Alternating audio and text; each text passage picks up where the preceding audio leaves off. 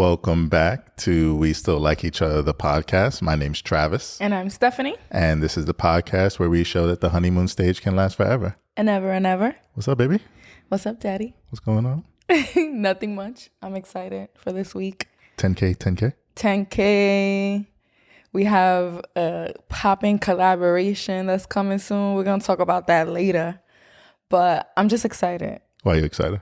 I don't know. I just feel like a year ago, trying to think of where we'd be in a year seems so far away. And like, I didn't really have any expectations. So the fact that we're celebrating 10K, we're a few weeks out. We're like a month out from our 1 year anniversary. It just feels like, wow, like we really did this, committed to it. We enjoy it. Any regrets?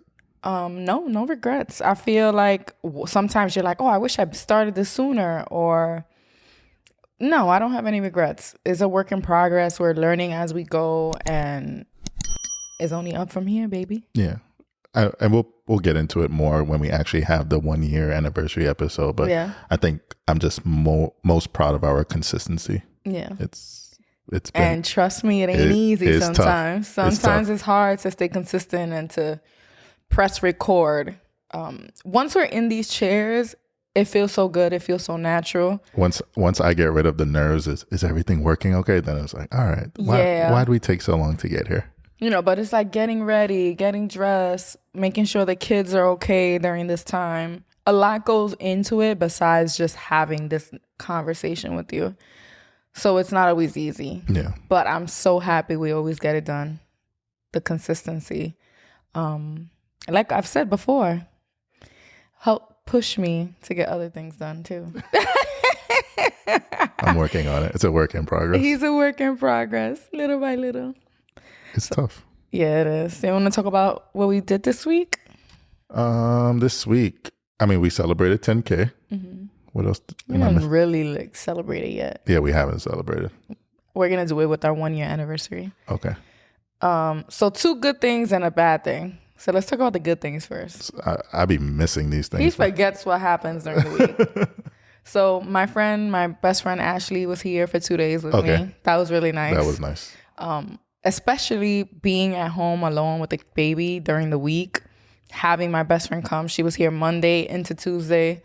So it was super nice to just have company. Monday, we went to like Walmart and stuff. And then Tuesday, we just hung out and had like a self-care day. We got some sun on the deck. Yeah, and ramen. We went to ramen. And if y'all been listening for a while, y'all already know my struggle with Travis venturing out and trying new foods. And now we live in a place that's... I don't know why you're painting this false narrative. It's very true. I'm going to get into that next. So anyway, he doesn't like to venture out. And there's a bunch of ramen places around here. There's a bunch of Indian food places. But I was already thinking of taking myself out, like having solo dates because Travis wouldn't want to go with me. But then my friend was here and she was like, yeah, let's do ramen. And I got everything I wanted on the menu. And it was amazing. Like, food is one of my love languages, even though it's not technically a love language. It's funny you're saying all this because my did you know is very close to this conversation. Okay. So we'll get there. And then speaking of food also, the other good thing that happened was that our friend Sunny, Jossie, and their baby Luna was here. Yeah, so we had a lot of guests this week. Yeah, a lot of visitors at our home, which is amazing. Yeah. This is my second time meeting his daughter, and your first time. No, second time. I met her. Oh, that brief time. Really quickly. Yeah, and time's flying. And that was the first time he met River. Yes. They met River, so that was nice. Yeah. So this is where the food thing comes back up. You don't remember? Look at Travis shook. He's like, what? Oh, the sushi thing? Yeah. Do you remember what happened with the sushi thing?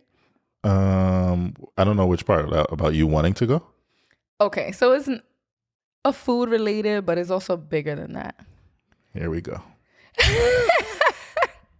So the decision that was being made that day was, are we going out to get sushi or are we going to order in sushi? I was heavily hinting, which I should have been more clear in hindsight. What do we always talk about on this podcast? Being clear, open communication.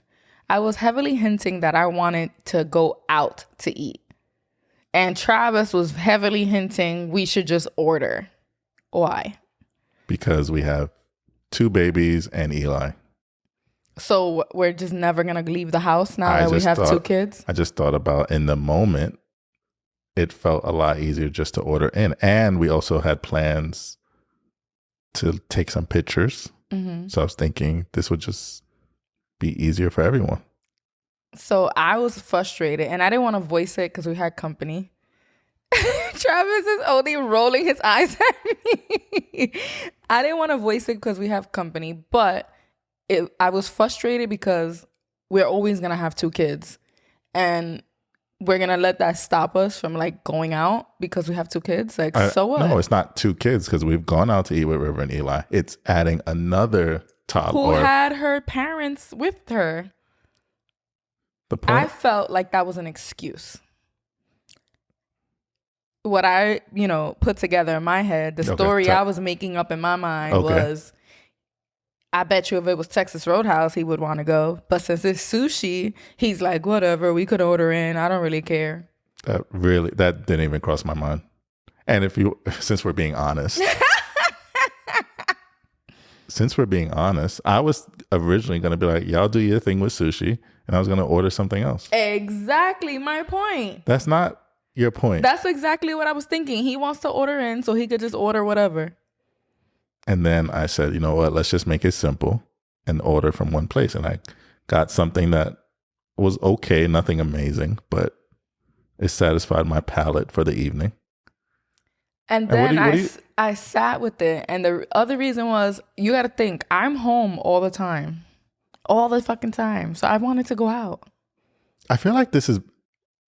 Okay, so obviously we have a new baby. Uh-huh. But these conversations about... And you've been dropping hints like, oh, remember when we used to go on dates? I'm like, what the fuck is going on? I have been throwing hints like that. I don't know. Jabs, I'd call them more so than hints. But like, what are we doing here? What do you mean? What are we doing here? You used to pride yourself on us being these homebodies. We are homebodies. And now, okay. I feel like you've been carrying around a little dagger, and every chance you get, you're poking me on the low. So we are homebodies. We've always been homebodies. We like coming home at an early time, but we always had our date nights, our little things that we would do here and there, just dinner, movie, early nights. I'm not saying I want to go party, clubbing, but we always had our little nights out, and I feel like it's been a while. We've been here a month. Okay, before that? Before that, we didn't have hope. How about when I was pregnant? So we didn't go out when you were pregnant? And how about barely when? And now that we're on it, I didn't even think about this, but now that we're here, I feel like before you used to be a little bit more thoughtful in planning our dates. Now it's kind of like what you want to eat. Okay, whatever. Because I got you now. I'm joking. I'm joking. I feel like I send Travis like restaurant ideas, different places in the city that look good, I want to try. And then we go out and it's never to none of those places. I didn't know this was going to happen. Me neither, but it went there. I don't know. Part of me wants to be defensive, but I can't. What's the defense? What do you think? What do you mean be defensive? Just to be defensive? No, not just you to have be a defensive, point? but because it's like we have a lot going on. And the fact that I feel like you're trying to make me feel bad for lack of dates or lack of putting effort in is, I don't feel like that's fair. Like our plate has gotten very loaded over the past year. Mm-hmm. Not just a baby, but this baby. Yeah. Who's probably more needy than our actual baby. Mm-hmm. So, but if it's important to you, it's important to me. And, all jokes aside, I'll do better. And just like we find time to do this podcast or to do whatever, if it's important to you, I'll make it a priority. Thank you. I'm not trying to press you, and it doesn't take away from all that we do with the pod, with the baby, with everything.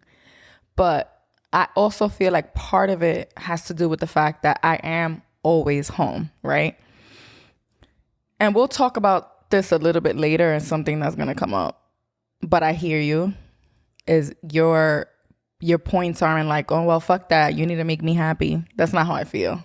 I just feel like in the same way what's on our plate has changed, I feel like my needs have changed, if that makes sense. Okay. I'll be a little clearer about that later. So before we get into the did you know, I wanted to tell you all about something really scary that happened to me on Monday. Yes, it was Monday. So backstory, as I've gotten older, I've learned to pick my battles. I'm not one to argue with people on the street. I'm not one to have road rage. Like, I know there are crazy motherfucking people in this world.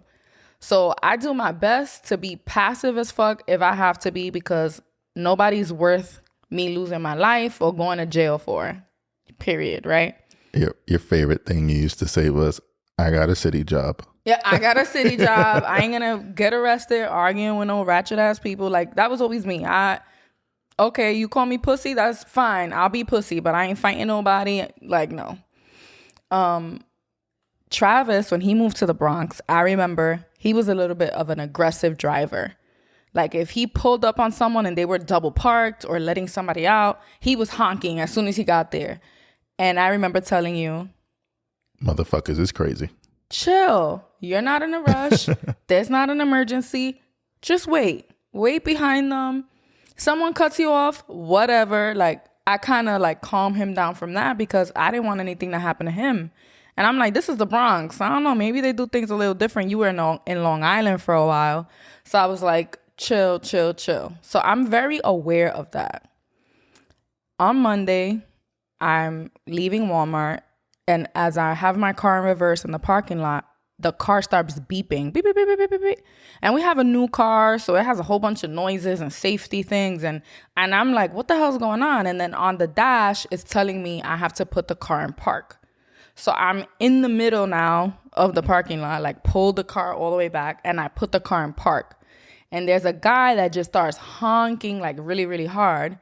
So I look to my right and I open my window to kind of, I don't even know what the hell I was going to say, what I was going to do, but I kind of just opened to be like, give me a second, or say, I don't know what the fuck I was going to say. But he instantly said, move your car out of the fucking way, in like a very nasty, mean tone. And I kind of just froze. I kind of got like frozen, and like my friend was with me, and we kind of looked at each other, and she kind of laughed because we just couldn't believe what was just happening. Then I just looked at him and he goes, do you want me to get out of this fucking car? Again, really nasty in a very scary tone. And I instantly just grabbed my phone. And when my friend was like, what are you going to do if you get out the car or something like that? She asked him. He said, I'll catch a case. Again, in a very scary tone. So then I just pick up my phone instantly and just call 911 because I felt threatened, like immediately. And he drives around me and pulls away. And my friend takes pictures of his license plate. But that shit shook me up for days. Like, I feel like I'm still not over it. Yeah, you told me about it.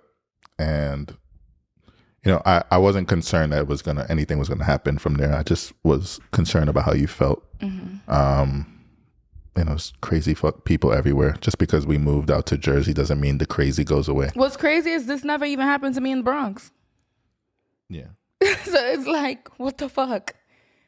It was like wild. And it was literally, I pulled my car out and just hit the park before he was like already enraged. Do you think it's also, it kind of stunned you because, you know, we've been living here a little over a month now and it's just been so tranquil and peaceful, birds chirping, and then that kind of you know what stunned me was I've been around ghetto ratchet attitudes, people just being grumpy New Yorkers.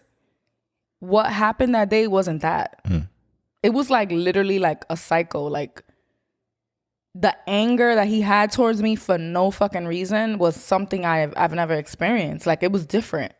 That's what stunned me. Like, it wasn't like, come on, man, get out the way, or like, all right. You know, it was like very like, and the look on his face was like if he had a gun, he would have killed me. Like, that's instantly what I think. Like, how much worse could it have been with that level of anger? And over nothing. I hadn't said anything to him. I hadn't imagine I had his car. You inconvenienced him. Yeah, I inconvenienced him on a Monday in the middle of the afternoon. And then the other thing that's crossing my mind now is like, did he wait for me? Did he follow my car? Like, all these things were going through my mind because I was just completely taken aback. Like, how much worse can this get? So then I wanted to file a police report, but then, you know. Yeah, I personally think it would just make matters worse. Mm-hmm. You know, luckily he didn't put hands on you. Yeah. I think a lot of times people like that are just all mouth. And the minute you pulled out a camera or even motion that you were going to call somebody, he's driving off. Mm-hmm. That to me don't seem like someone who's about it. Yeah. And then even though you did get the license plate, like, I just don't want this to become a thing. Yeah. And the fact that you said, you know, we are from the city and we've seen, I know you said this felt different, but you know, we watch the news, like, there's some crazy motherfuckers out there. This was just someone who thought he had the right one as far as being able to talk to you like that. No, he was a punk because he saw it was two women in the car. You got what I'm saying? Yeah, it would have been a different tone. Yeah, if some man opened the door, he probably would have not had that same kind of energy.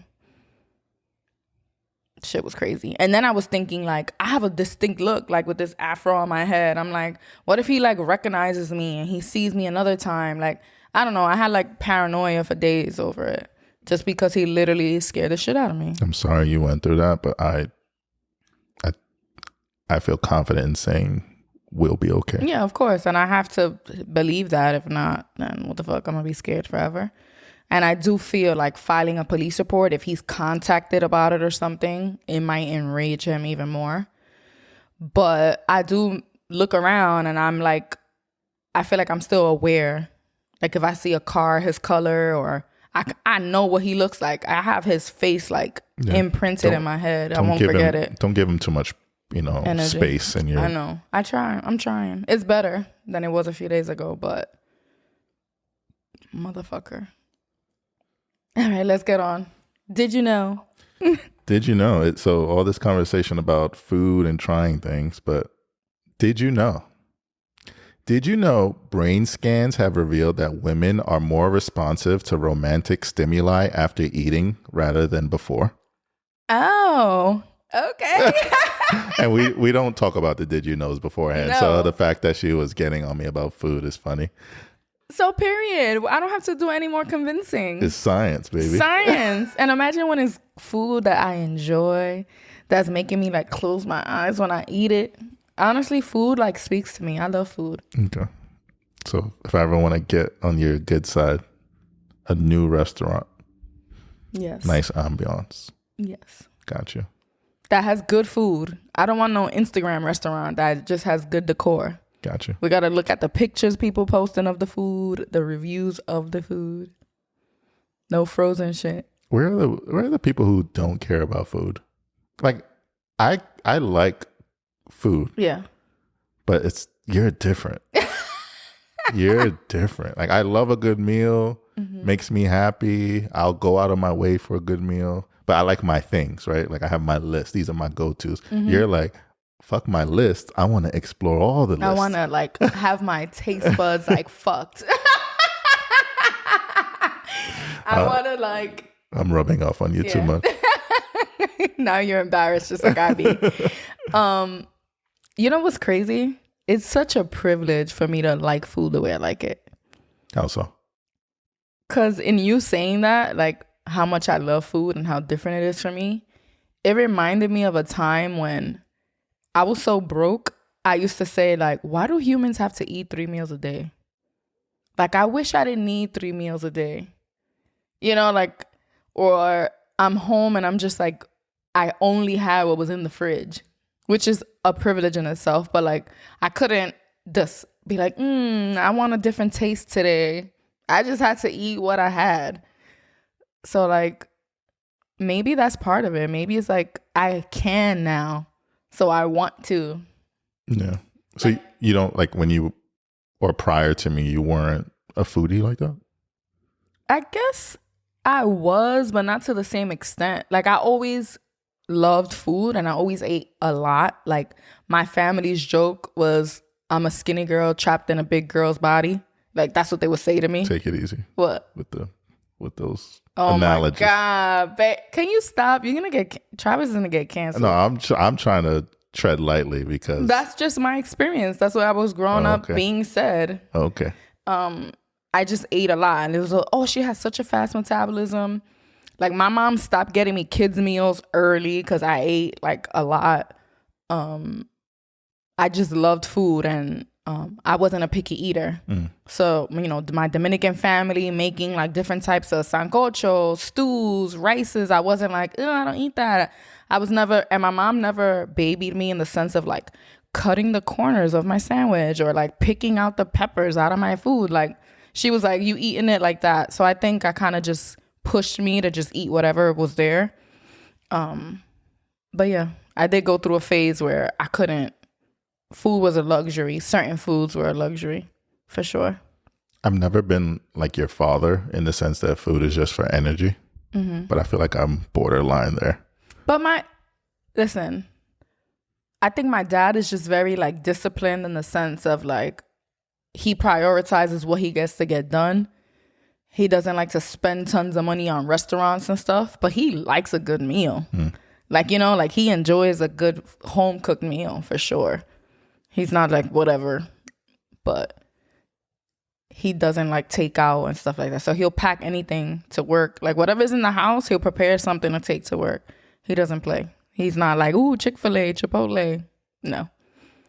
You calling me out? Yeah, I'm calling you out because you will have, literally you rotate Chick-fil-A, Chipotle, and that's it. Pizza. Sometimes. I haven't even heard you say you got pizza in a while. And he'll be totally happy and okay doing that.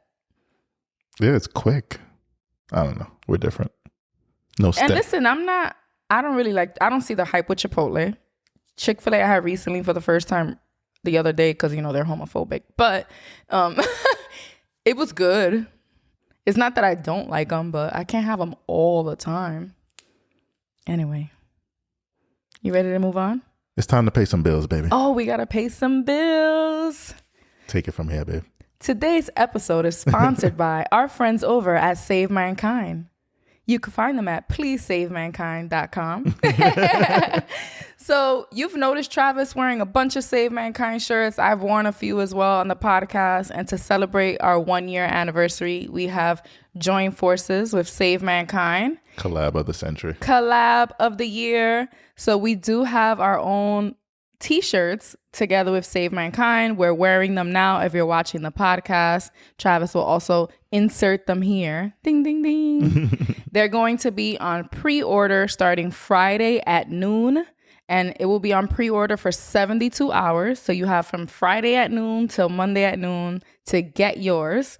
And then you'll get them in time for our 1-year anniversary. You'll get to wear them to celebrate with us wherever you are. We want all the selfies. We want all the selfies, all the pictures. And we're planning, fingers crossed, a small event to honor our 1-year anniversary to those who are local. But even if you're not, we want to see you in your We Still Like Each Other merch. Yes. I'm excited. I'm excited too. All right. You ready? Let's do it. All right. So I'm going to bring back this old segment that we had that we just haven't done in a while called Media Love. And there was this reel that was circulating on the internet from Barstool Sports. And this guy was outside of Yankee Stadium in the Bronx, and he asked this couple, if the Yankees were guaranteed to win the World Series, would you give your partner a hall pass? Do you know what a hall pass is, babe? Yeah, basically permission to have a basically to sleep with someone else. Yeah, so it's like I'm giving my partner permission to like sleep with this person. It's a hall pass. So it's like you're excused to do it this one time. I've always joked that I have a hall pass for Drake, but I don't know if that's true. Is that true, babe? Do you give me a hall pass if Drake ever gave me a chance? I'm such a Drake fan. So if I have sex with him, then it's kind of like you had sex.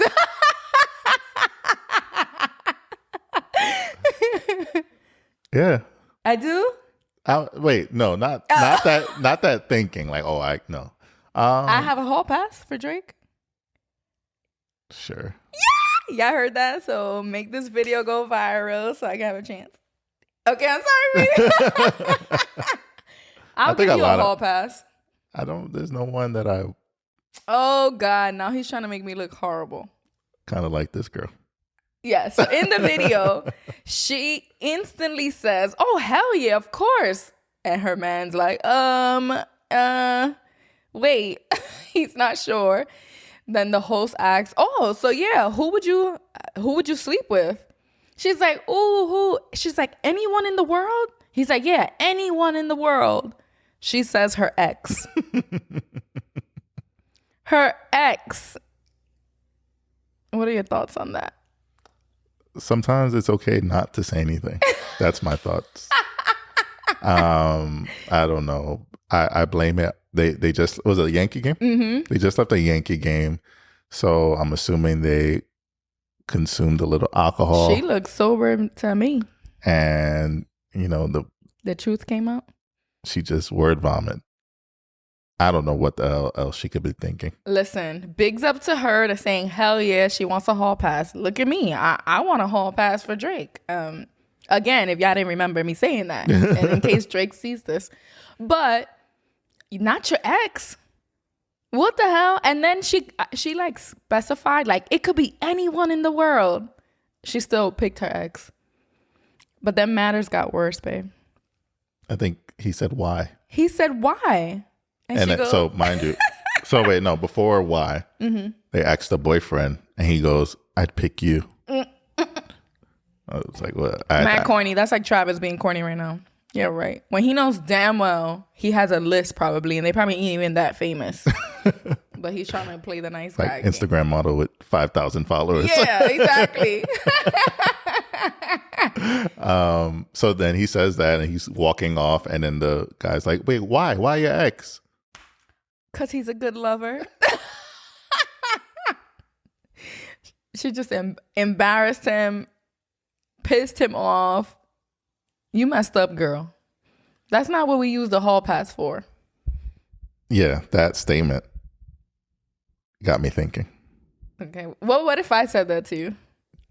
I don't think you'd be that crazy. But I'm saying, like, what if? What would you think? Like, what would your feelings be, reaction be? I'd be pissed. I'd be livid. Why is it more pissed than me wanting to fuck Drake? Because you're never going to fuck Drake. Wow. You see, y'all got to make this video go viral. Drake, you think I'm cute?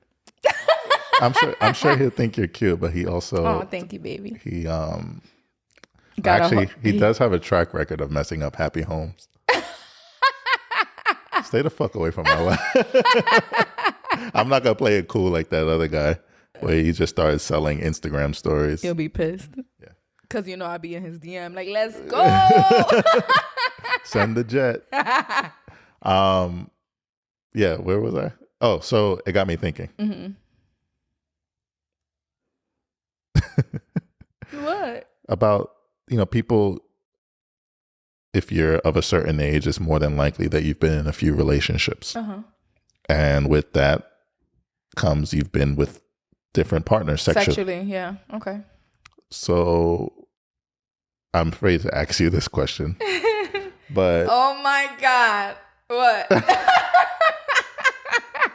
I hate that I could read your mind sometimes. Is that, have you ever, and not just with me, but have you ever been in a situation where you maybe moved on from someone and then your next partner isn't as good as the previous sexually? Seriously, no. Like serious relationships, someone I have like feelings for, no. I don't think so. Oh my God. What? This question is so awkward. Well, let me stop you from burying yourself. Okay. I was gonna say that I could count on one hand how many times I've slept with someone and thought to myself, didn't have to do that. Yeah. Like I could have saved myself a body. I think I've even said that to you before. Like, oh, what a waste of a body. Okay, so, but I also think that with someone that I've gone back to do it multiple times, like every experience has been different. Yeah. Just like a slight difference. Not to say better, just different. So what I was going to say, before you think I was going to say something too crazy, what I was going to say was there have been times where I messed with someone that had nothing else to offer but that. Like, and I know a lot of people who tend to mess around with someone longer than they need to because the sex is good. Because she's not with the ex, but clearly he was a good lover. I'm glad she left. There was probably other reasons why she left him. But don't tell your man you still fantasizing about him on social media. And now it went viral. Hopefully this one goes viral so Drake can find me. Sorry. She got nothing to offer you but headaches, man. This is true. All right. The next media love that I wanted to talk about is there was a meme that went around and it said, a man is dating 2 women. He lies to one and is truthful with the other. Which relationship does he value more? So there were varying answers. One of them, some people feel like the one he lies to, he values more because he knows that if she knew the truth, she'd leave. The one he's truthful to, he values more because he could be honest with her. What are your thoughts? I'm going to pull up some comments, some answers, but go ahead. That's tough because you could look at it. I feel like you could look at both in a positive light. I mean, it's a messed up situation, but you could look at both in a positive light. Like people were saying, if he's lying to one, it's like, I don't want to lose her. So I'm willing to lie to hold on to her. So like, oh, he cares about her that much. But then there's one who he tells everything to. So you could make the argument that his honesty is, since honesty is the best thing to be. Okay. He's pouring more into this one. So he doesn't give up. Yeah. So one of the comments says, contrary to popular opinion, he actually has more respect for the one he does not lie to. The one he does not lie to has a choice to choose. The one he's lied to doesn't have a choice. So it shows less respect because you're not giving the person a chance to choose. That's exactly what I was saying. But no. And then one says the one he lied to because the one he told the truth to, he knows she ain't going nowhere. Ooh, so he feels like the one he tells the truth to is like, she has no choice. She ain't leaving me no matter what I do. So I'm telling you because I know that I'm the best thing for you, no matter what. I don't take it like that. It could be that this person just, I was gonna say I was gonna come back to they'll be there no matter what. Yeah. But that could be kind of disrespectful, right? Like kind of the person who's like, I'll be back on Monday. And what you gonna do about it? Like, where I'm going, type shit. Have you ever juggled 2 partners? No. Never in your life juggled 2 partners? I've been messing around with 2 people, but not like 2 partners like that. I had to lie to either of them. It kind of just was like, I'm not in your business. Okay, so messing around with 2 people, did you tell them they were part of a roster? Well, no, but that wasn't their business. They didn't ask. I didn't lie. And if they did, I would have been like, that's not your problem. I'm not your girl. Don't ask, don't tell policy. I didn't ask about them, what they were doing. Okay. Moving on. No. So did you have an answer? Who do I think what's the answer, question again? Which relationship does he respect more or value more? I think those are 2 different questions. I think he values the one he lies to more, and he respects the one he tells the truth to more. Okay. I think he doesn't value any of them. If it's to the point where it's lying to somebody and not somebody else, I feel like the one you tell the truth to, you feel like she has to put up with it, like I mentioned earlier. And then the one you're lying to, you're just lying to. And they don't know that they're number 2 or number 1. But also, you don't know if, let's say, the one he's lying to has their own life too. What if they have some? Oh, I'm sorry. What if the one he's telling the truth to has someone they're lying to? Oh, so like they're both cheating? That happens. So they both ain't shit. But would you say they value each other more and not their partners? Or they're equally like beneficial to each other? Like, I guess. I guess. And again, we're not talking about an accident or something happened. We're talking about like 2 relationships. Yeah. Yeah, no. I don't think he respects either of them. Or she. Yeah. But it says, this one says a man is dating 2 women. I know you like to say women do this too, but in this specific example. They do it and they do it better. Probably. You know, everybody in the comments saying that I cheat on you on girls' trips, remember? Oh, yeah. Everybody's like, oh, she's telling on herself. She's cheating on the girls' trips. I was about to say something and then I lost myself when I said he, and then you were like, or her. You cut my train of thought off. Moving on, because I totally forgot. So this one is going to get into a personal topic. Is everything we do is personal. Everything we do is personal, but this one is, I don't know, kind of fresh. We had a conversation yesterday that got kind of heated, but we noticed it's like a bigger problem, and it's also something that is probably very common, specifically to couples who just had a new baby. Like, I feel like it's very specific to that group. So if you have kids, you might be like, yup, I get it. If you're in a relationship where it's serious and it could lead there, this might be helpful. But it was something that when I told Travis I wanted to talk about it, he kind of looked at me like, ugh. I guess because we haven't really figured it out yet. Let's do it live. It's a work in progress, but I feel like it's something we need to be vulnerable about. So how did we get into a fight yesterday? We got into a fight because I think the baby was hungry. Mm-hmm. And I was holding the baby and he was like, I think he's ready for a bottle. Mm-hmm. And I said, can you go make it for me really quick? No, I said, hold him while I go and make it really quick. And I was like, no, just take him with you. And I think, I can't remember what I said. You kind of just were like, like brushed it off and still left me the baby. And I was triggered. And I got up, I picked up the baby, I went to the kitchen and I was making the bottle. She stormed past me. And I'm like, what's going on? I thought it was like everything in life. I thought it was a joke at first. And then I quickly picked up on you were really, look at you cracking your knuckles.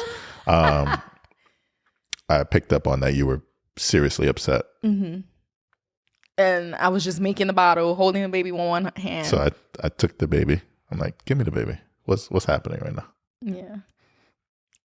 And his thinking is, so I would say things like, when I'm home by myself, I can't leave the baby anywhere to do anything. Like, I need to take a shit, the baby's coming with me to the bathroom, you know? Like, so if you had to make a bottle, just take him with you. And I would instantly kind of compare and do this tit for tat. Like, when I'm home alone, I have to do this, which isn't fair, right?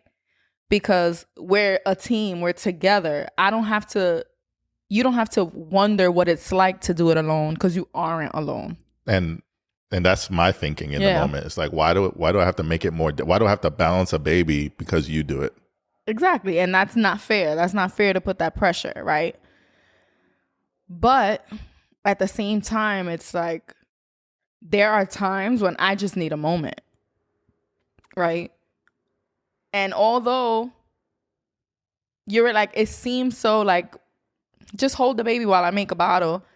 in my head is like, I'm enjoying this piece, this moment to myself on the couch. Just take him with you. Like, how do we pick and choose which moment is more? I don't know the answer to it, but I just view it, we're a team. Mm-hmm. And that moment I knew, and I know for a fact, although you know, I felt like you were upset and you wanted to prove a point by taking the baby and going to make a bottle. And it's seconds, right? Mm-hmm. It's like I could do it by myself in 30 seconds as opposed to having the baby and maybe it'll take me 60 seconds. Mm-hmm. But I just figure it's quick. I'm back. Whatever piece you're having at this moment, you'll get it right back in 30 seconds. It's not like I'm not trying to rain on your parade. Mm-hmm.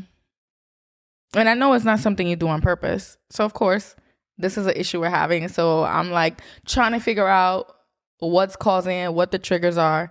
And something that has come up when I talk to other moms is sensory overload, touch overload. Like when you go to work during the week, I'm alone with the kids for 12 hours. You're gone from 5 a.m. till 5:30 p.m., right? That's 12 hours of the day where I don't have anybody to say, hold the baby while I do this, right? And yeah, you're at work. It's not like you're chilling and you're hanging out.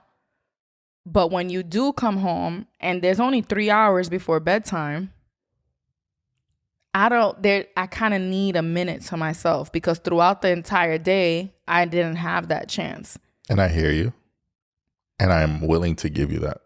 But also, although I'm not with kids, my mental strain is different from yours, but it's still there. I'm still coming home and it's, you know, whatever I think I'm going to be able to accomplish when I get home always goes out the window. Or I'm like, I'm going to go home, I'm going to sit there and just watch mindless TV, or I'm going to play video games, or I'm going to do something.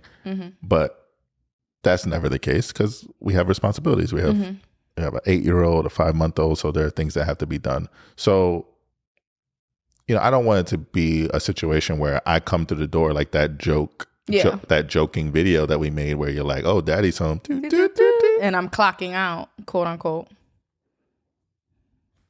I don't know the answer, but I don't want it to be this thing where,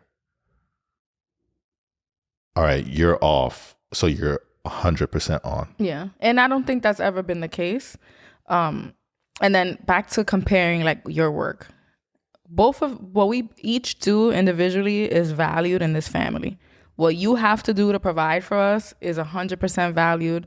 What I do to take care of the home and take care of the kids, I know it's 100% valued. So I don't think it has anything to do with one is better than the other, one deserves more respect than the other, one is harder than the other. But what I do want you to acknowledge is that they're different. You talk to different adults. You're on the bus for part of the day. You're in the office. You're walking to get some Chick-fil-A.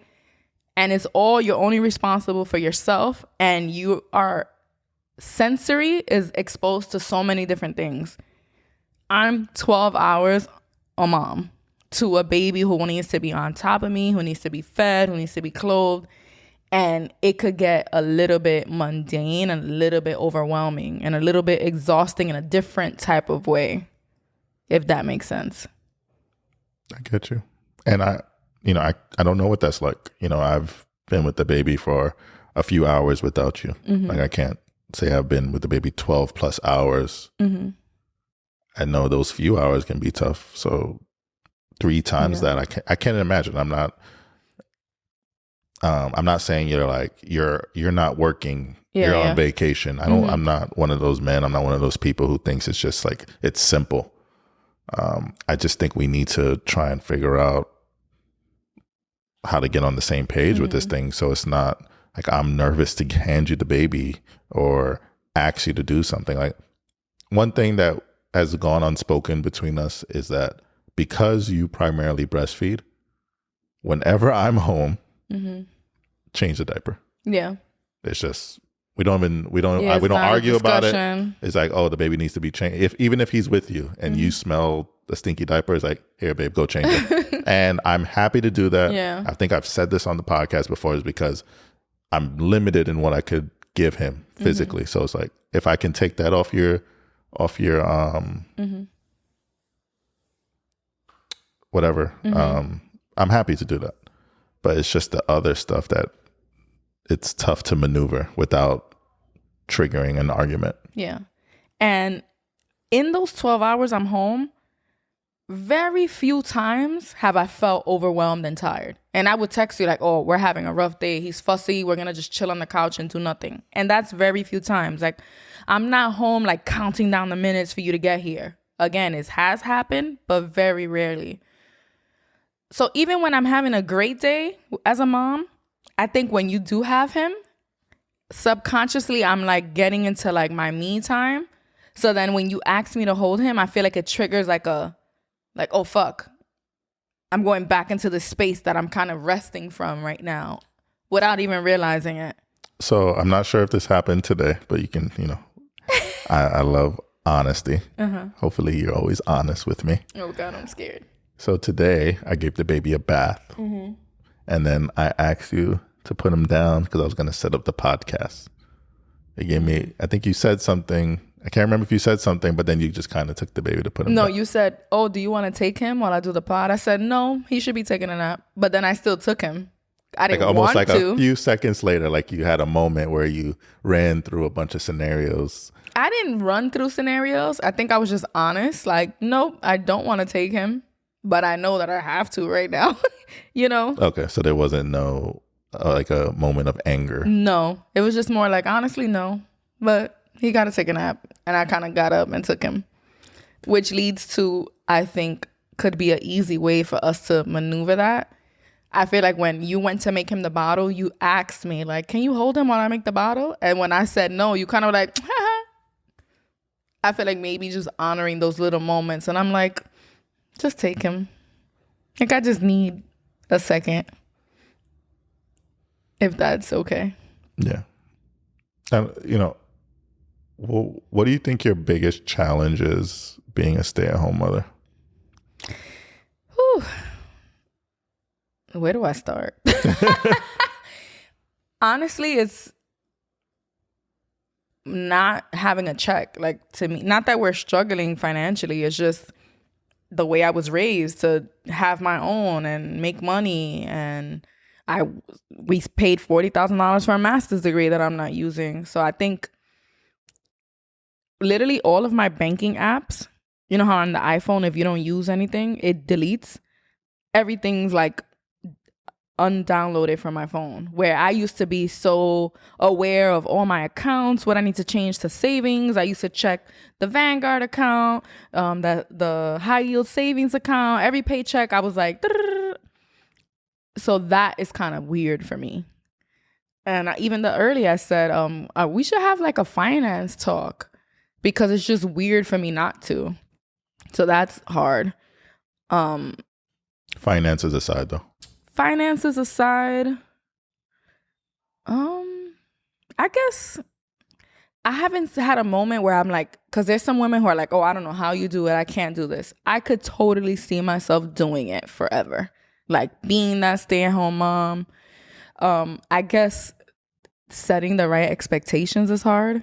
For yourself. For myself, because in my head, laundry will be done, the beds are made, and food's on the table when you get home at 5:30. And like, that's not realistic, at least not with a newborn. Like, it's been rough, especially with this move. We've eaten out more times than I would like to admit, but it's just, by the time 5:30 comes around, we're dead. I'm exhausted, And sometimes, I'm guilty of this. I get home and she's had a crazy day, and although you haven't been able to start dinner, I'm like, the idea of you starting dinner now. And I could start dinner at 5:36, but you're like, oh, you haven't started? Then forget it. Let's just chill on the couch instead and like order, because it's easier, it's quicker. We don't got to clean the kitchen. It's just easy and done, which I get. And then I also think you do get home at 5:30. We put the kids down at 8:30. We want to get to bed by 9:30, 10. So we're like, our time together is so limited. Like, do I want to spend an hour and a half in the kitchen? And that's how I weigh it. To me, it's a no-brainer. Order the food, have more time with your partner, and, yeah, whatever. I'll deal with the financial But yeah, no, like we blowback. said earlier, it's not even about the finances for me. I love food. Yeah. And sometimes I don't want that shit we be ordering. Like, I want my food at home. Like, we definitely got a few more options Yeah. out here, but I'll always take a cooked meal. Yeah, exactly. So I feel like adjusting my expectations has been hard. Setting better expectations. And then also comparing my life to other people's lives. You do that? Not in terms of like what I would be doing without kids, but like comparing myself to other moms. Like what fun activities they get to do with their kids, what food are their kids eating, or what extracurricular activities are their kids in. Like in that sense, like I kind of compare myself like that. I think there was one time you had River like watching TV and he's like, oh, ruined him forever. It's like, sometimes you need it. Yeah. And it's not like he's watching mindless TV. It's like someone attempting to. Oh, you know what happened that day? He was having one of the days where he was fussy and I couldn't figure him out. I didn't know what to do. He wouldn't nurse. Like the teether wasn't working. I was standing with him. It wasn't working. I was talking to him. It wasn't working. And then I kind of was reaching my I need a moment. So I just put him in the bouncer and put the TV on. He instantly stopped crying. And that's when I got sad. Because I'm like, oh my God, he wanted TV. Like he's already addicted to the TV or something, which isn't the case. He probably was just tired of crying. It was probably, I don't know. But I was like, oh my God, fuck my life. And I also, I know every parent has different views on those type of things. But if your baby is quote unquote addicted to watching something that's educational, is it the end of the world? Listen, screen time, my worry is that it's high sensory. Like it's loud, it's bright, it's colorful. So then when your kid goes to sit in a classroom, they're going to be so bored and so unfocused because they're expecting all the time, which is why the kids, when they're on the video games, all that, and they have short attention spans at school. So that's my worry with it. I'm not 100% against it. Like there's some parents who don't have TV at all. And I don't know. I think everything's okay in moderation. But in that moment, also, let's not forget, I'm still not 100% not hormonal. And I was feeling defeated. And then the TV made him stop crying after I was struggling for an hour. So it made me feel like, oh my God, I'm such a terrible mom. But I'm fine. I'm over it. So what's our conclusion? Because I feel like we spoke about it, but where's the meeting ground here for us as a team? Honestly, I don't know. I didn't say this, that another thing as a mom, one of my most important role and my most important job is to make sure that my kids are safe, right? And well taken care of. And although it's dark, I want to know that, God forbid, anything happens to me, that you can take care of the kids. So I feel like sometimes maybe it's that fear of could he do this on his own? And fuck that. Fuck the darkness of me not being here one day. I'm also a very independent person and I like my life. And I eventually want to go on a trip. And I don't want to have to wait till River's 5 years old to be I could leave for a weekend and Travis could watch the kids. So I think maybe subconsciously that's a thing. Could he do this alone? You stood alone with River for what, 4 or 5 hours for the first time last weekend. And it was you okay? You're going to be okay? And Yeah. I know I know any pressure that's put on me for anything in my life, not just being a parent, I can rise to the occasion and get it done. Yeah. And it's something I pride myself on. I can handle it. Mm-hmm. I just don't feel like I always have to because I have you. Mm-hmm. And I don't think there's because you're I don't have to prove it to you because we're here, we're together. That's not gonna happen. It's kind of with the food. I'm what if I'm not here? You and Eli are gonna eat Chipotle all the time? You're like, you need to make food. And it's like, well, if you died, I'd learn how to cook. That's kind of like your mindset. Like, I do it when I have to, but since I don't have to. Chill. Yeah. I don't know. I feel like there's a, like, I get it. Like, we are a partner. We're in a partnership. So as long as we have each other, neither of us have to struggle. But we also need to make sure we can handle these things on our own. What? I was gonna say I can, but obviously you need some action behind these words. Mm-hmm. I need you to prove it, because those are my babies. What? That's all I got. Do you feel like there's been any solution here? Not or really. any like moving forward, if we're gonna move differently in any way? I feel like moving forward, I will definitely do my best to not to do things more independently. Obviously, there are certain situations where it just makes sense. Like, back me up here. But like the example of us being on the couch together, I could have just gotten up and made the bottle. That's a minor inconvenience as far as adding like 30 seconds more to the process. But I'm not going to be afraid now to just ask for help. Yeah. In general. No, and I don't want you to. I think today was also another prime example. It's like, hey, I'm going to set up the podcast.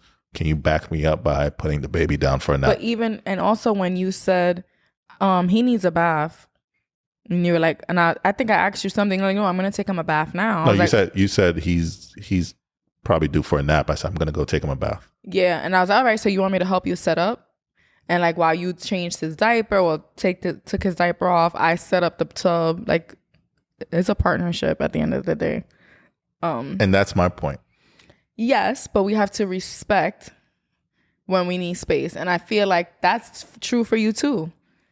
Like, if you, I know you were with River all fucking day, but I really need a moment to myself. Work was really, really hard. Like, you should be able to express that to me as well. I think I will definitely struggle there. Do you think you have felt that way, but you just pushed through it? Hell yeah. Hell yeah. But I don't think that's fair. It's, now, if we both had shitty days, then we're going to have to eat it because it's just us. But like, if you've had a, significantly shittier day than I did, like, you should be able to vocalize just needing a moment. And I don't want this to come across as home is my peace, right? Yeah. But, anyone with kids knows it's not always easy. It's not always just smiles and hugs and kisses. It's tantrums and kids talking back to you and a bunch of other things, right? So there are times where I have a stressful day at work and I'm like, oh, work's finally over. And then it's like, but is it?